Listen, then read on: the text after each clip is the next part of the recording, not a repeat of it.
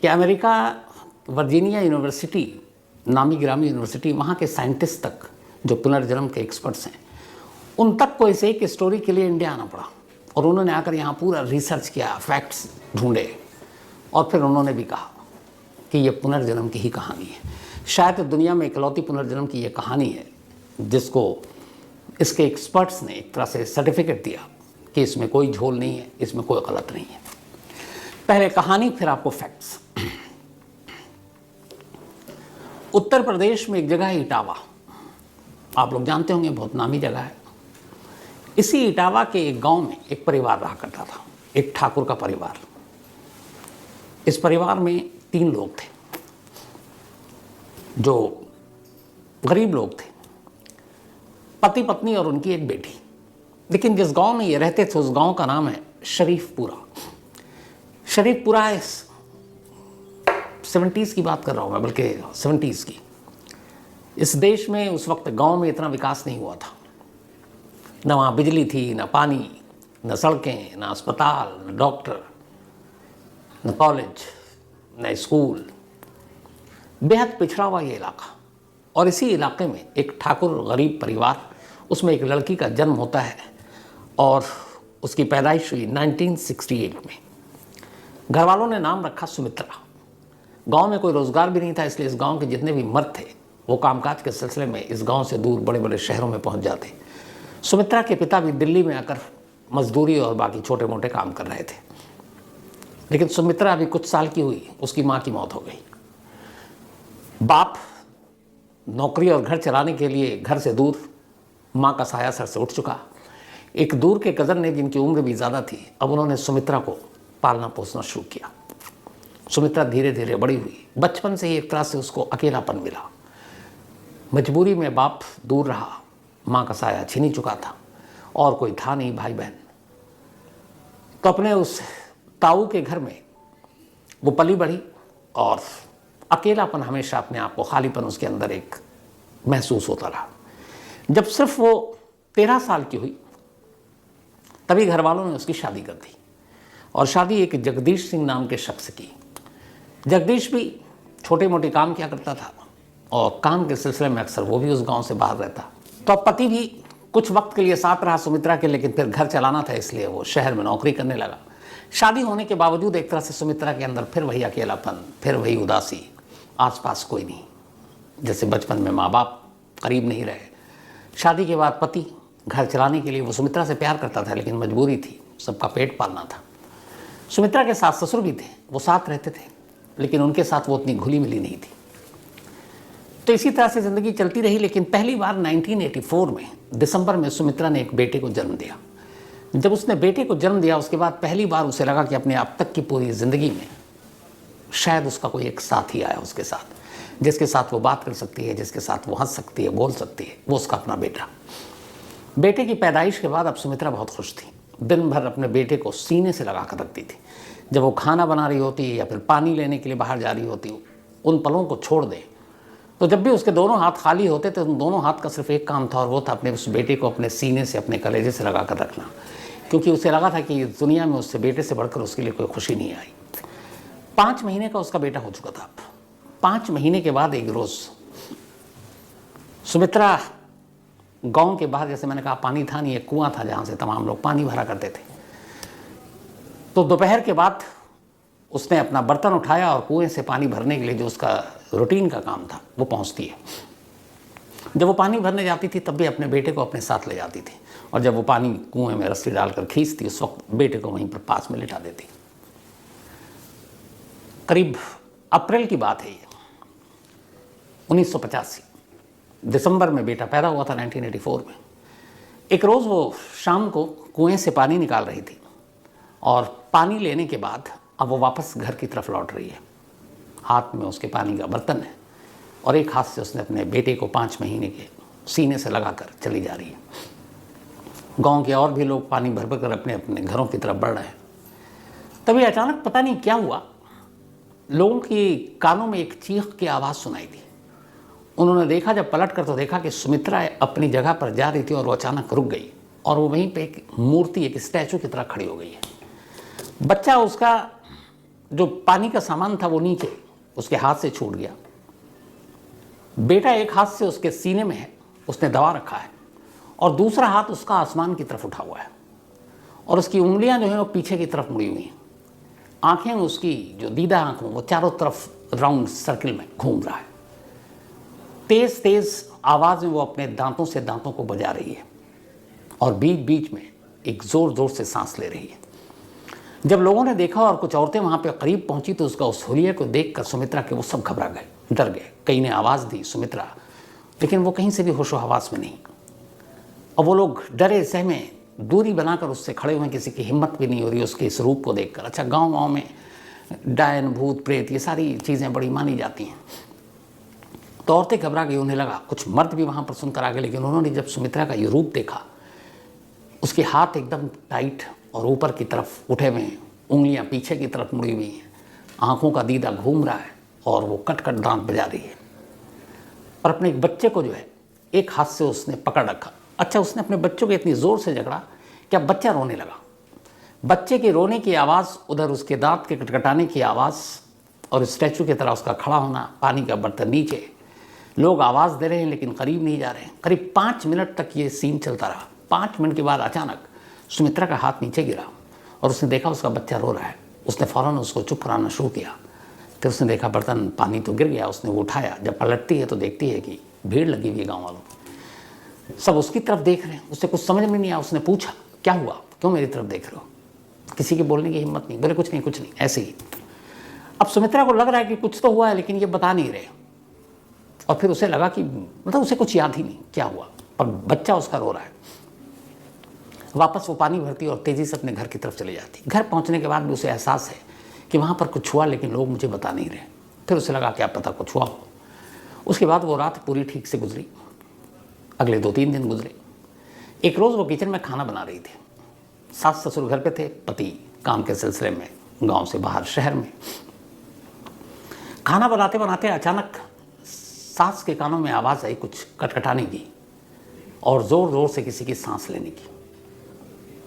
वो इधर उधर देखते हुए किचन में पहुंची। घर का ही एक हिस्सा था रसोई,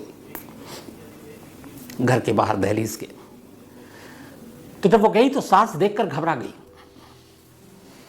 जो सुमित्रा थी वो सेम जो 4-5 दिन पहले हुआ था। इस बार उसके दोनों हाथ ऊपर थे क्योंकि बेटा अंदर सो रहा था, और हाथ ऊपर, उंगलियां पीछे की तरफ मुड़ी हुई, आंखों के दीदे घूम रहे हैं, दांत कटकटाने की आवाज़, बीच में जोर जोर से सांस लेने की आवाज़। सास ने उसका ये रूप देखा, वो घबरा गई। वो ज़ोर ज़ोर से उसको आवाज़ देने लगी, वो किसी की नहीं सुन रही है।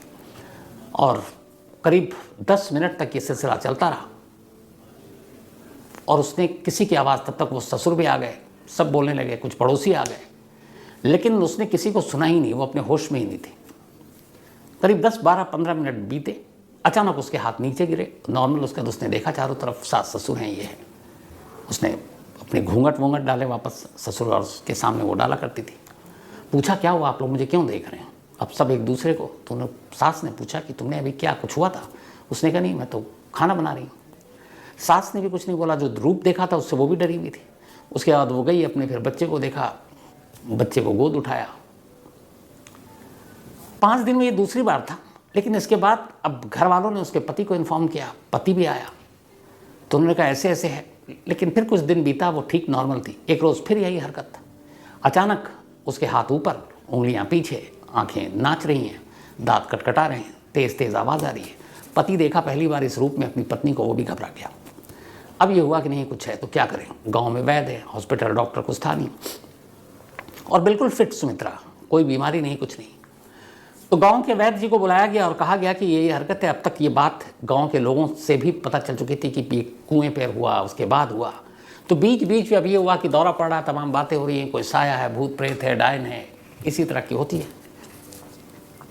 वैद्य आया, ओझा को दिखाया, वैद्य ने पूरा चेक किया। उसने कहा ये बिल्कुल ठीक है, कुछ नहीं है ऐसा। वैद्य चला गया। लेकिन ये सिलसिला अगले 5 महीने तक चलता रहा। अगले 5 महीने तक बीच में कभी भी सुमित्रा को इसी तरह का दौरा पड़ता और वो अपने आप में सब कुछ भूल जाती और उसे कुछ याद ही नहीं रहता। अब पति ने भी उधर शहर जाना छोड़ दिया क्योंकि पत्नी है। सास ससुर ने कहा भाई देखो हालात ठीक नहीं है, क्या पता कुछ हो जाए।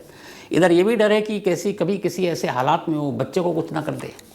तो अब दिल पर पत्थर रखकर सुमित्रा ने अपने बच्चे से भी थोड़ी सी दूरी बनानी शुरू कर दी कि कभी ऐसा ना हो कि मैं उस रूप में चली जाऊँ और बच्चे को ही अपने नुकसान पहुँचा दूँ। तो अब ज़्यादातर बच्चे सास के पास रहते, मतलब अपनी दादी के पास, और ये सारा सिलसिला चलता रहा। धीरे धीरे वक्त बीता। 16 जुलाई 1985 की तारीख आ गई। 16 जुलाई 1985 को अपने घर पर सुमित्रा मौजूद थी। दोपहर का वक्त था, सबने खाना खा लिया था। सुमित्रा अपने बेटे के पास उसको गोद में लेकर खेल रही थी। फिर उसने अपने बेटे को नीचे रखा। उसने कहा कि थोड़ा सुस्ता ले। उमस और गर्मी का माहौल भी था। लेकिन तभी दोपहर अचानक फिर से वो उसी रूप में आ गई।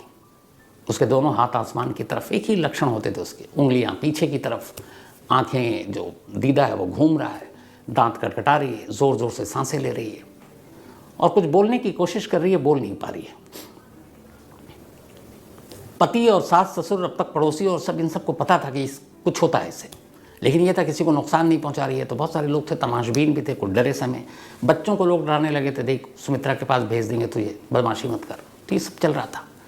16 मई 1985 को जब ये हुआ तो उस दिन पहली बार एक अजीब चीज़ हुई। सुमित्रा उसी रूप में थी, दांत कटकटा रही है, सांसें ले रही है, और अब तक वो बीच में कुछ बोलती थी, किसी को समझ में नहीं आता था। लेकिन उस दिन उसने एक लाइन बोली, और जब वो लाइन बोली तो जिसने भी सुना वहीं पे सब सहम कर रह गए। उसने कहा, ठीक 3 दिन के बाद आज से मैं मर जाऊंगी। 16 जुलाई 1985, दोपहर का वक्त। और उसने पहली बार ये कहा, और चूंकि उस रूप में देखकर सारे लोग मौजूद थे, कुछ पड़ोसी थे, सास ससुर पति, तब उसने एक लाइन कही कि बस आज से ठीक 3 दिन के बाद मेरी मौत है। और ये कहते ही फिर वो अपने नॉर्मल रूप में आ गई। बिल्कुल वही सुमित्रा जो एक अच्छी माँ, पति की सेवा करने वाली, सास ससुर के साथ ठीक से बात करने वाली, खाना बनाने वाली। अब जब उसने बोला तो हर एक घर वाले सारे सहम गए कि ये क्या बोल रही है। 16 जुलाई यानी कि 19 मई इसका लास्ट डे होगा। कोई ऐसा कैसे कह सकता अपने मौत की भविष्यवाणी। पूरा घर परेशान। अब पति ने सुमित्रा से पूछा कि तुम्हें याद है कि तुम जो ये सब जिस दौरे में तुम्हें पड़ता है उसमें क्या तुमको कोई भी चीज़ याद है? बोली नहीं, मुझे कुछ याद नहीं है। तो उसने कहा, तुमने कुछ लाइन कही थी, तुम्हें याद है? उसने कहा, नहीं याद है। तो उसने कहा, मैंने क्या कहा था? उसने कहा, तुम्हें पति की मजबूरी थी, उसने बोल दिया। उसने कहा, तुमने ये कहा कि ठीक 3 दिन के बाद तुम मर जाओगी। तो उसने कहा, क्या बक रहे हो? उसने कहा, हाँ। अब सुमित्रा के दिमाग में ये बात बैठ गई। उसे लगा ये क्या है। लेकिन अगले 3 दिन तक 16, 17, 18 वो बिल्कुल नॉर्मल रही। अब 19 मई बल्कि 19 जुलाई 1985 की तारीख आ गई। ये वही डेट थी जो सुमित्रा ने अपनी मौत के लिए चुनी थी, जब उस दौरे में थी और वो बोल रही थी। 19 जुलाई 1985 सुबह हुई, दोपहर, सुमित्रा बिल्कुल ठीक। बट उसने उस दिन भी यही किया कि वो अपने बच्चे से खुद को दूर रखती थी। जब कुछ लोग उसके आसपास हों तो बच्चे को प्यार करती, सीने से लगाती, बाकी उसकी दादी के पास ही होती। 19 को सुमित्रा ने एक चीज़ ये किया कि उसने कहा, मैं ऐसा कोई काम नहीं करूँगी जिससे मेरी मौत हो सके। उसने कहा, मैं ऊंचाई पे नहीं जाऊँगी कि फिसल जाऊँ।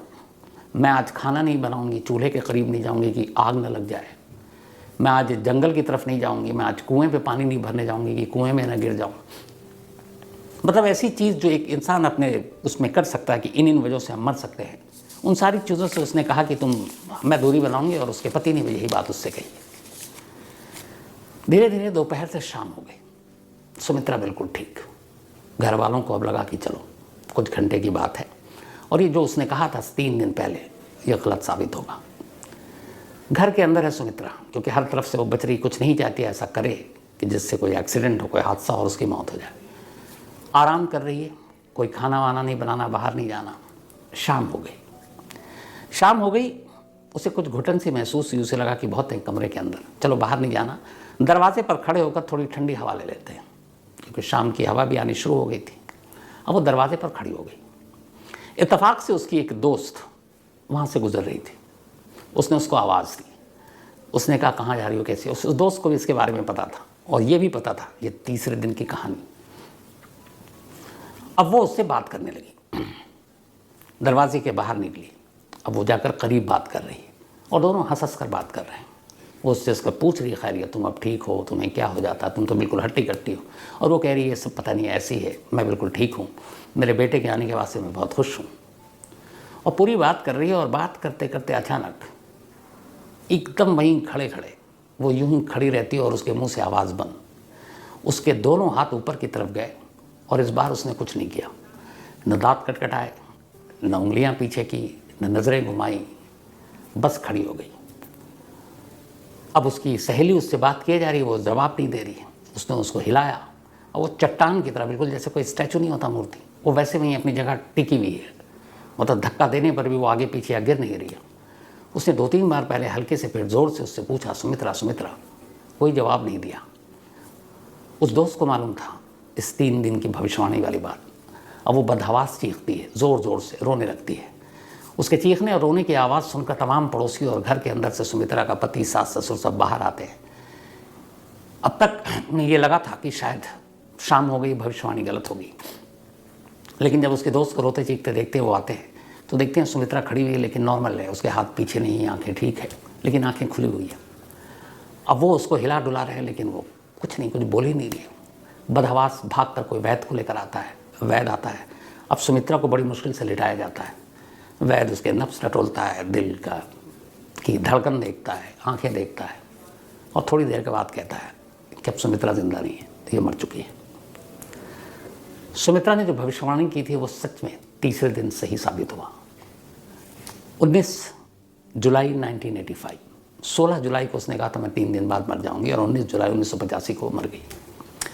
घर में रोना पीटना मच गया। पूरे गांव को उसकी भविष्यवाणी के बारे में पता था। जिसने भी सुना, अब सुमित्रा के घर के बाहर लोगों की भीड़ जमा होनी शुरू हो गई। वैद्य ने डिक्लेयर कर दिया, अब जितने बच्चे थे गांव के, तमाम माओं ने, उनके घर वालों ने कहा कोई बाहर नहीं निकलेगा। लोग डरे हुए थे सुमित्रा के उस बदले हुए रूप को देखकर, फिर उसके कहने के हिसाब से, और डरे हुए थे कि कहीं अब बाकी किसी घर पर कोई आफत मुसीबत ना आ जाए। बच्चों को सबने घर में रखा। सुमित्रा के घर के बाहर शोक जताने वालों की भीड़ लग गई। अब इसके बाद ये हुआ कि ज़्यादा देर तक शव को घर में नहीं रखेंगे। उस ज़माने में जो गांव के पिछड़ेपन का आलम था, अस्पताल, स्कूल, सड़क, बिजली, पानी के साथ साथ शमशान घाट भी नहीं था। गांव की किसी खुली जगह पर खुद लकड़ियाँ इकट्ठी करो, एक पंडित को बुलाओ, सारी रस्में मंत्रोच्चार के बीच खुद गांव वाले अंतिम संस्कार कर देते थे। तो कुछ लोग गए, उन्होंने लकड़ियाँ वकड़ियाँ जुटानी शुरू की। जहाँ पे अमूमन गांव के लोगों का अंतिम संस्कार होता था, औरतों को बुलाया गया, क्योंकि सुमित्रा महिला थी। अब उसका हिंदू रीति रिवाज के हिसाब से उसका श्रृंगार करना शुरू किया गया, उसको तेल लगाना शुरू किया गया। वो उस गाँव की प्रथा थी। सुमित्रा की बॉडी ज़मीन पर है, श्रृंगार चल रहा है, तेल वेल लगाए जा रहे हैं। आधा दर्जन से ज़्यादा महिलाएँ इस काम में लगी हुई हैं। एक लाश का श्रृंगार हो रहा है, क्योंकि वो सुहागन थी। इसके बाद श्रृंगार करते करते 45 मिनट हो चुका था अब इन सारी चीज़ों को। और सुमित्रा की मौत के बाद ये था कि अब बस अंतिम संस्कार कर दो, क्योंकि एक डर, खौफ, दहशत थी पूरे गांव में। तो जितनी जल्दी इसकी मतलब अंतिम संस्कार करेंगे, हो सकता है उसकी आत्मा को सुकून मिले। तो इसीलिए उसके अंतिम संस्कार की आनंद फानंद में तैयारी हो गई। और इधर उधर चिता सज रही है, इधर लाश को सजाया जा रहा है। तभी अचानक जिस कमरे में लाश रखी थी, एक औरत की बड़ी तेजी से चीख की आवाज़ सुनाई दी, और वो बदहवास चीखते हुए घर के बाहर भागी। बाहर सारे लोग शोक जताने के लिए खड़े थे, बहुत सारी महिलाएं भी थी। घर छोटा था, बहुत सारी एक साथ नहीं जा सकती थी। इसी बीच में एक दूसरी महिला चीखते हुए घर से बाहर निकली, फिर तीसरी निकली। अब जब ऐसा हुआ तो बाहर बदहवास लोगों ने पूछा क्या हुआ। तो पहली महिला जो निकली थी बाहर, उसने अपने आप पे काबू पाया और उसने कहा कि अचानक सुमित्रा ने अपनी आंखें खोली थी, और उसकी आंखें उसी तरह से, उसकी दीदा जो है वो चारों तरफ घूम रहा है। लोगों ने कहा तेरा वहम होगा। तब तक दूसरी बोली नहीं, मैं उसका श्रृंगार कर रही थी और उसका दिल जोर से धड़क रहा है। तीसरी ने कहा कि वो अपने दांत को कटकटा रही है। अब जब ये सुना तो सारे लोग भागे, वैद्य जी को बुलाया गया। वैद्य जी अंदर आए। अब उन्होंने दोबारा सुमित्रा के नब्ज टटोले, दिल की धड़कन टटोली, और उसके बाद घर वालों से कहा कि ये मातम मत मनाओ, सुमित्रा जिंदा है, ये चमत्कार हो गया। थोड़ी देर बस उन्होंने कहा कि थोड़ा सा और इसको भी परेशान मत करो। वैद्य जी की ये खबर सुनकर सुमित्रा का पति खुशी से रोने लगा। घर वाले खुश, पूरा मोहल्ला खुश। थोड़ी देर के बाद अब सुमित्रा की इधर हालत यह है कि जब वो होश में आई तो उसने पाया कि वो लेटी हुई है, बहुत सारी औरतें उसको तेल लगा रही है। वो अचानक घबरा कर उठी। उसने कहा क्या है, क्या कर रहे हो तुम हमारे साथ? सबने किसी ने बताया नहीं। उसने कहा कुछ नहीं, बस ऐसे ही। उसने कहा नहीं नहीं हटो, और आप लोग हो कौन? इतनी देर में अब वैद्य जी चले गए, बाहर खड़े हुए। पति जो खुशी में रो रहा था बदहवास अंदर आया, सुमित्रा सुमित्रा करके चीखते हुए, और आकर सुमित्रा को गले लगा लिया। जैसे उसने गले लगाया, सुमित्रा ने उसकी तरफ देखा। अपने पति को देखते ही उसने एक जोर का धक्का मारा और पति को किनारे किया। कहा आप कौन, इस तरह से आप क्यों मुझे गले लगा रहे हो? मैं आपको नहीं जानती हूँ, और आप पराई स्त्री के साथ ऐसा नहीं कर सकते हो। पति ये सुनकर बदहवास कि ये क्या कह रही है। सास ससुर को बुलाया उसने, कहा माँ पिताजी ये देखो ये क्या बोल रही है। तो उसने कहा तुम्हारे सास ससुर? उसने कहा ये दोनों कौन है, मैं नहीं जानती। तमाम औरतें थी, बोली ये तुम्हारी जो दोस्त जिसके साथ बात करते करते उसने दम तोड़ा था, बोली इसको भी मैं नहीं जानती हूँ। अब सब थोड़ी देर के बाद जब उसने कहा ये तुम्हारा बेटा जो तुमको जान से ज़्यादा प्यारा है, उसने कहा मैं इसको भी नहीं जानती हूँ। सबको लगा कि जो माँ हमेशा अपने सीने से लगा कर रखती थी, अचानक अपने बेटे तक को अपनाने से मना कर रही है और पहचान नहीं रही है, कुछ गड़बड़ है। वैद्य जी को बुलाया गया, कहा कि वो जिंदा तो हो गई लेकिन किसी को पहचान नहीं रही। वैद्य जी ने उसको फिर से चेक किया। उन्होंने कहा काम करो, थोड़ा सब्र रखो, शायद शौक लगा हो या पता नहीं कुछ है, करिश्मा है, चमत्कार हुआ, थोड़ा इसे वक्त दो और इससे दूर रहो। अब ये कहकर चले गए वैद्य जी। अगला दिन आया, सुमित्रा बिल्कुल ठीक ठाक, लेकिन ना वो अपने बच्चे की तरफ देख रही है, ना उसे गोद में उठा रही है, ना सास ससुर को पहचान रही है, ना पति को पहचान रही है, ना पड़ोसियों को पहचान रही है, और किसी को भी अपने करीब आने नहीं दे रही है। घर वाले इंतज़ार कर रहे हैं कि शायद ये भी एक उसके दौरे का एक्सटेंशन होगा, दिमाग पे असर हुआ होगा, धीरे धीरे वक्त बीतेगा तो वो ठीक हो जाएगी। करते करते इस आलम में 3 महीने बीत गए। 19 जुलाई को 45 मिनट की मौत हुई थी सुमित्रा की। अगस्त सितंबर अक्टूबर आ गया, 3 महीने बीत गए। 1985 20 अक्टूबर। इस 3 महीने के दौरान सुमित्रा ने किसी को भी नहीं पहचाना। तमाम कोशिश घर वालों ने कर ली, ना अपने पति को कभी अपने करीब आने दिया। उसने कहा आप पराये मत हो। न सास ससुर को वो दर्जा दिया, ना पड़ोसियों को, दोस्तों को, किसी को नहीं। जब अपने बेटे को भी उसने एक बार भी गले नहीं लगाया।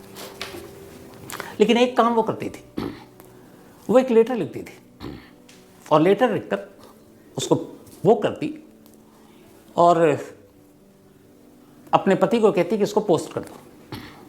पति अनपढ़, लेकिन घर वाले ये हैरान थे कि सुमित्रा ने तो पढ़ाई की नहीं। हाँ, थोड़ी बहुत उसके जो ताऊ थे उन्होंने पढ़ाया था, लेकिन फिर भी ये लिख रही है कुछ। पर उन्हें लगा कि अब कुछ होगा, या ये भी हो सकता है एक दौरे का पार्ट हो, वो अपने आप को कुछ और सोच रही हो। पति अपनी पत्नी से बेहद प्यार करता था। वो उसके कहने के हिसाब से गांव के बाहर ही एक वो जो पोस्ट ऑफिस, बल्कि जो लेटर बॉक्स होता है, वो उसमें लेटर डाल देता। 3 महीने तक ये लेटर डालने का सिलसिला चलता रहा।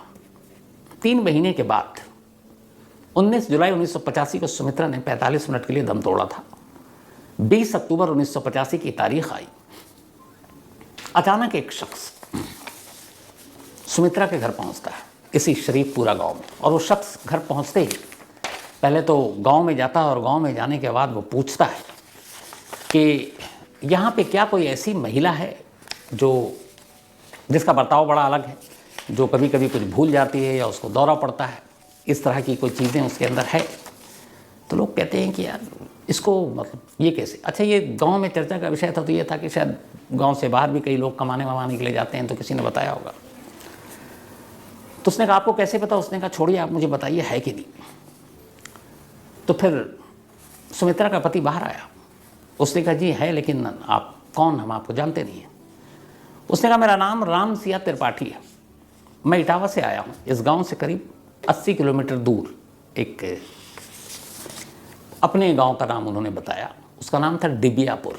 ये शरीफपुरा था जहाँ सुमित्रा रहती थी, और ये राम सिया त्रिपाठी डिबियापुर से आए थे, जो 80 किलोमीटर दूर है इस गांव से। तो उन्होंने कहा मेरा नाम राम सिया त्रिपाठी है, मैं एक लेक्चरर हूँ कॉलेज में, और मुझे इसलिए यहाँ आना पड़ा है कि पिछले 3 महीनों से मुझे कुछ लेटर मिल रहे थे,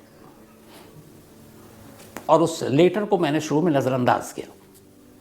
लेकिन अब फिर मुझे लगा कि चलो एक बार चल के देख लेते हैं, दूरी ज़्यादा नहीं थी, एक दिन बर्बाद होगा। लेकिन मैं सिर्फ चला आया इसलिए कि वो लेटर जो भी भेज रही है एक बार उससे मिल लो। तो उन्होंने कहा कौन आपको लेटर भेज रहा है? तो उन्होंने कहा कि वही तो मैं आपसे मिलने आया हूँ कि आपके घर में कोई ऐसी महिला है जो बदलती है, जिसको दौरे पड़ते हैं, कुछ होता है। तो फिर उसने पूछा दोबारा उसके साथ ससुर गया कि आपका नाम बताइए। तो उन्होंने कहा मेरा नाम राम सिया त्रिपाठी है। जब इस बार उन्होंने अपना नाम बताया तो अंदर सुमित्रा बैठी हुई थी और उसके कानों में ये नाम पड़ गई। जैसे ही नाम सुना वो बदहवास कमरे से बाहर भागते हुए आती है और राम सिया त्रिपाठी को देखते ही गले लगा लेती है। अब जितने भी लोग खड़े हुए थे सब बदहवास, खुद राम सिया त्रिपाठी पीछे हटते हैं और उसको छुड़ाने की कोशिश करते हैं, लेकिन वो इतनी तेज़ी से गले लगाकर और रो रही है कि किसी को कुछ समझ में नहीं आया। बड़े मुश्किल से राम सिया त्रिपाठी ने सुमित्रा को खुद से अलग किया और बोला आप कौन हैं, मैं आपको नहीं जानता। सुमित्रा पहली बार बोलती है आप मेरे पापा हैं, और लेटर मैं ही भेज रही थी। अब जब ये सुना तो राम सिया त्रिपाठी को लगा कि ये क्या है, तो उन्होंने कहा कि नहीं मेरी बेटी तो तुम्हारी जैसी है नहीं। उसने कहा पापा मैं आपकी ही बेटी हूँ और मैं सुमित्रा नहीं हूँ, मैं आपकी शिवा हूँ। शिवा राम सिया त्रिपाठी की बेटी का नाम था।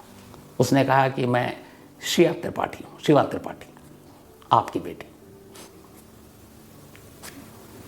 अब राम सिया त्रिपाठी कमरे में बैठ गए। सुमित्रा के घर वालों को, पति को कुछ समझ में नहीं आ रहा, पड़ोसियों का जमावड़ा लग गया। अब ये हुआ कि आगे क्या। राम सिया त्रिपाठी अपने साथ एक ब्रीफकेस लेकर आए थे।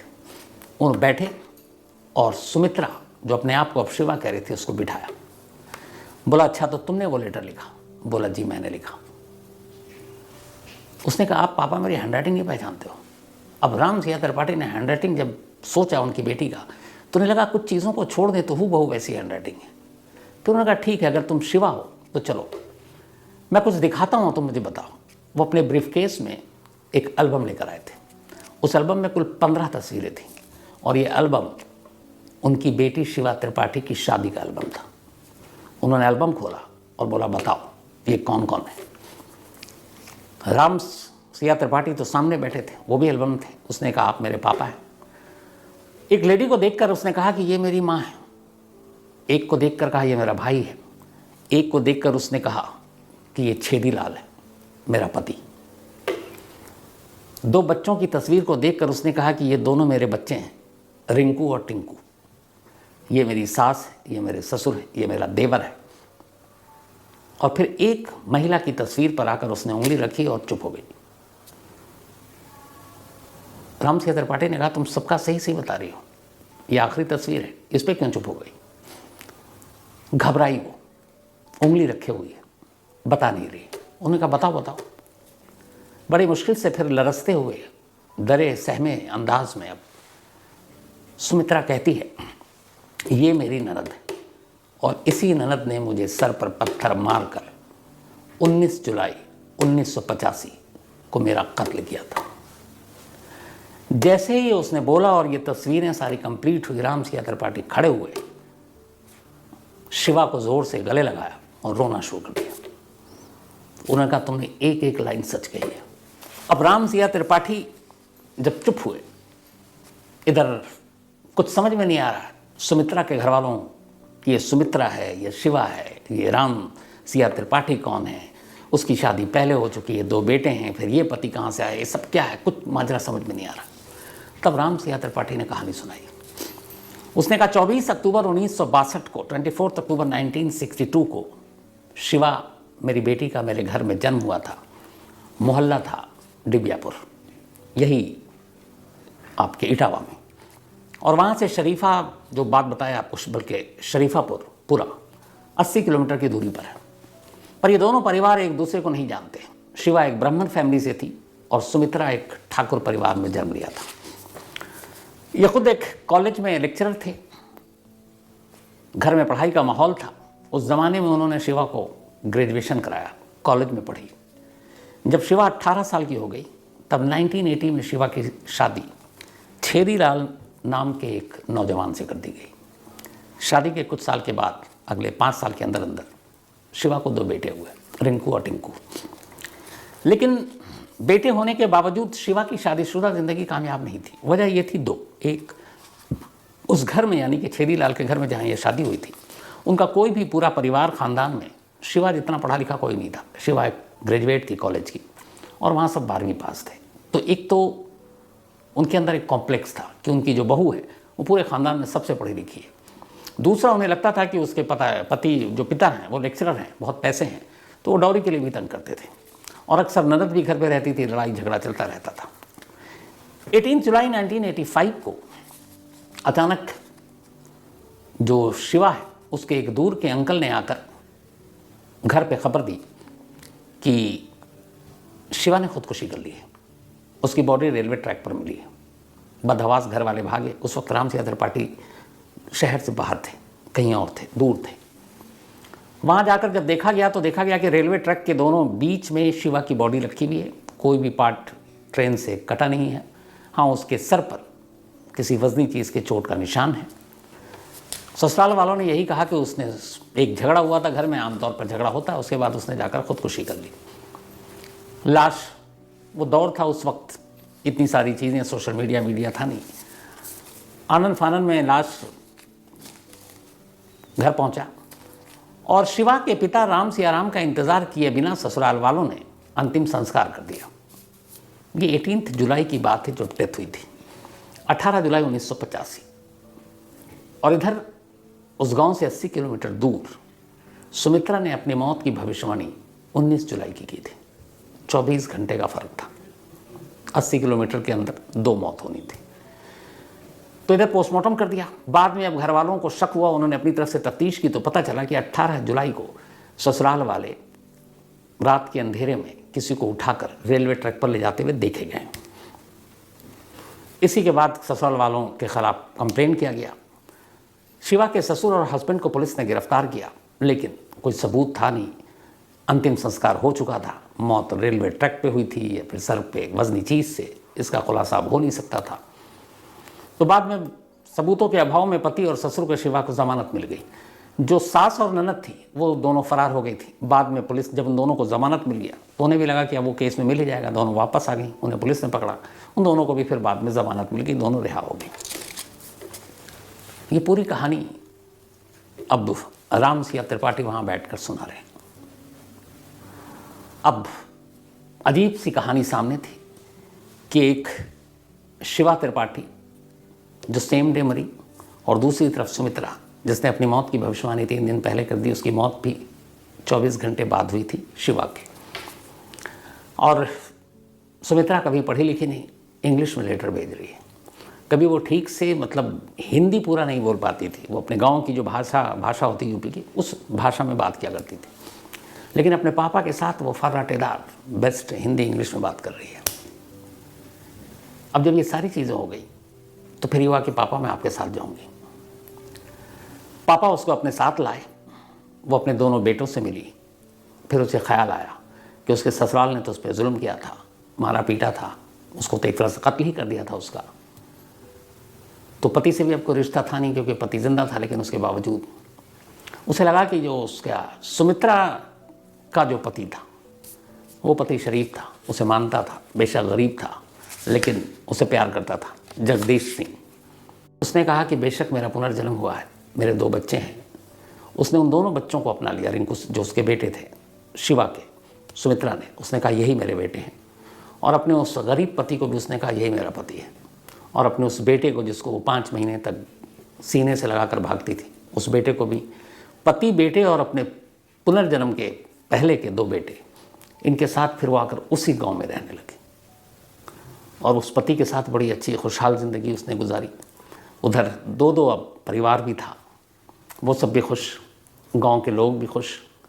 लेकिन ये कहानी फिर उस वक्त मीडिया में आई, अखबारों में आई। जब ये आई, अमेरिका की वर्जीनिया यूनिवर्सिटी से पुनर्जन्म के जो एक्सपर्ट हैं, सारे फैक्ट्स फाइंडिंग और ये चीज़ें देखते हैं, उनकी पूरी टीम आई। जो इंडिया में उस वक्त इस पर काम कर रहे थे वो टीम पहुंची इटावा में। इन लोगों ने बड़ी छोटी छोटी चीज़ों की फैक्ट्स की चेकिंग की, इंटरव्यू किया दोनों परिवार का, गांव के लोगों का, वो सारे डॉक्यूमेंट्स निकाले, शिवा की मौत का, सुमित्रा के जन्म शादी का, तस्वीरें निकाली दोनों के अलग अलग।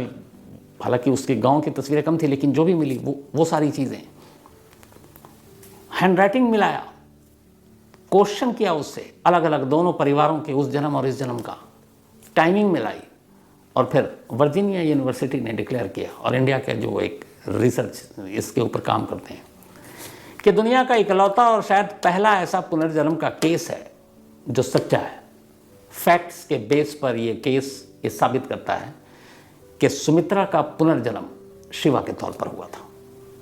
तो ये पुनर्जन्म की कहानियाँ बहुत आती हैं, लेकिन ये इकलौता केस है जिसको एक तरह से प्रूफ किया गया कि ये सच है। तो अब सुमित्रा या ये कहें कि शिवा अपने पहले पति, मतलब जो सुमित्रा का पति था, उसके साथ रहने लगी। 3 बेटे, धीरे धीरे वक्त बीता, सब कुछ अच्छा चला। 1998 85 में ये हुआ था। उसके करीब 13 साल बाद अचानक एक रोज़ बीमारी से सुमित्रा या यूँ कहें कि शिवा की मौत हो गई। और सुमित्रा या शिवा की मौत के 1-2 साल के बाद उसके पति जगदीश सिंह की भी मौत हो गई। बच्चे आज भी हैं, परिवार आज भी है, और ये कहानी आज भी है। और ये वो कहानी है जो दुनिया में इकलौती ऐसी कहानी है जिसके पुनर्जन्म की सच्चाई पर मोहर लगी है। तो ये थी आज की कहानी। मुझे लगता है कि इस कहानी पर आप लोग अपनी राय ज़रूर दीजिएगा, क्योंकि जब मैंने इस पर रिसर्च किया तो मैं खुद हर कदम पर हैरान था कि ऐसा कैसे हो सकता है। लेकिन जब इतने सारे फैक्ट्स हैं जिसको झुठाया नहीं जा सकता। तो आज की कहानी में इतना ही।